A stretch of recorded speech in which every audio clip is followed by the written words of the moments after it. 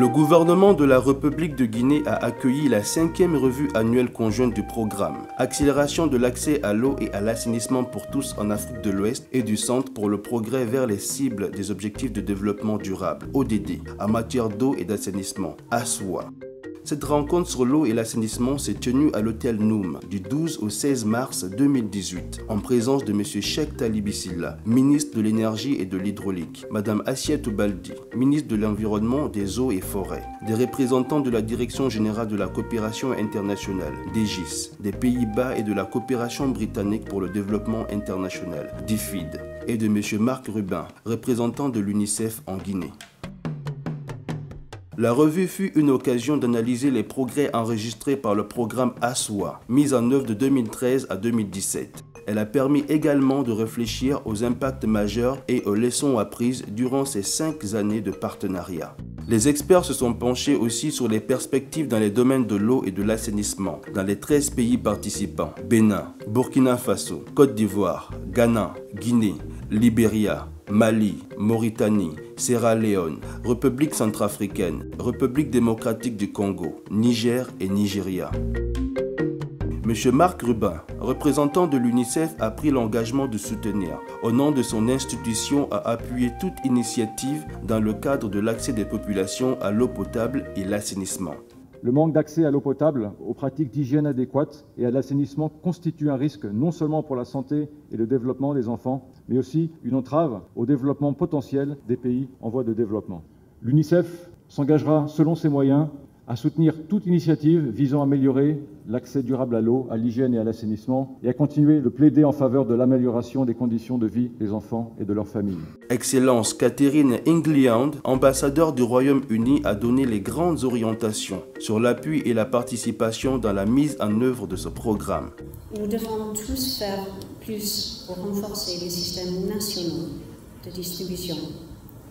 Et nous voulons utiliser nos ressources et notre influence pour mobiliser des contributions plus importantes de nationaux. Prenant la parole, Mme Assiatou Baldi, ministre de l'Environnement, des Eaux et Forêts, a apprécié la bonne collaboration avec les partenaires et l'implication des populations à la base pour une appropriation des résultats. Ce programme, fruit d'une collaboration tripartite Guinée, UNICEF, Pays-Bas, cadre parfaitement aux aspirations de notre président à travers les piliers du Plan national du développement économique et social, PNDS 2016-2020. Notre population demeure engagée pour s'approprier des résultats atteints car elles ont été associées dès le début du programme.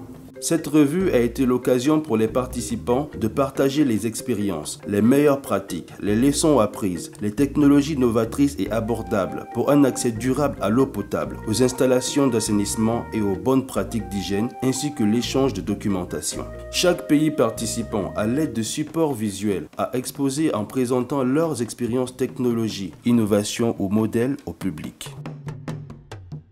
La représentante du Parlement des enfants a exprimé le souhait que les autorités et les partenaires doivent se pencher sur l'implication effective des enfants dans les programmes de développement. Si vous avez des actions à établir pour la société, il faudrait de manière effective impliquer les enfants pour qu'ils ne soient pas seulement là pour suivre l'exemple, mais également là pour voir comment est-ce que vous procédez. Ces journées sur la revue se sont poursuivies par la foire des partenaires. Ce fut l'occasion d'exposer et d'échanger sur l'utilisation et la maintenance de ces matériels et équipements. Quelques représentants des pays participants ont partagé l'expérience de leur pays. La particularité, n'est-ce pas, du projet de recherche-action que nous avons présenté, c'est que l'eau est vendue au volume.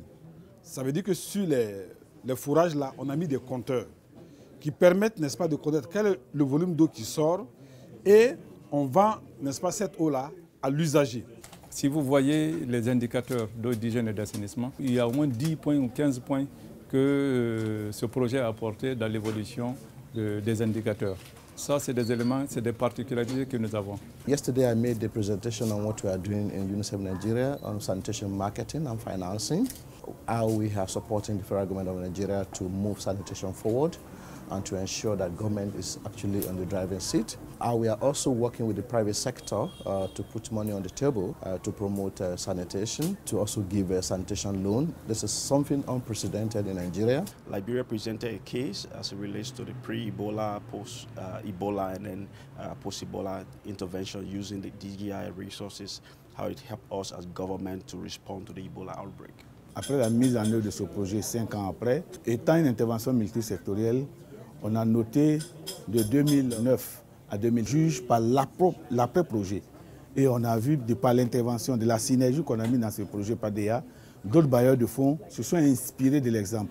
Notamment l'Union européenne et la KfW ont financé d'autres régions qui n'étaient pas impactées par le projet initial, notamment la région de l'Ouest et aussi la BID. La Banque islamique de développement, avec l'UEMOA aussi, vont faire une intervention similaire au niveau du Nord. De son côté, le représentant de la coopération irlandaise DGIS, M. Pim van der Mal, a exprimé son sentiment de satisfaction et a insisté sur l'importance de l'implication des populations dans la réussite du projet. We are really satisfied with this project. If you take the example of Guinea, we had the opportunity this week to visit the prefecture of Boffa. And we could see that a lot of the infrastructure is there, the sanitation facilities, the water points, they were all well managed. And most importantly, the population was very engaged. M. Cheikh Talibou Silla, ministre de l'Énergie et de l'Hydraulique, exprimera son impression très positive sur la mise en œuvre de ces projets d'accès à l'eau et à l'assainissement. Il y a déjà des progrès qui sont accomplis en matière de fourniture d'eau potable dans les zones rurales à travers les forages, à travers les mini-adductions, etc. Le droit d'accès à l'eau et à l'assainissement est un droit humain fondamental. C'est un droit à la vie, c'est un droit au développement.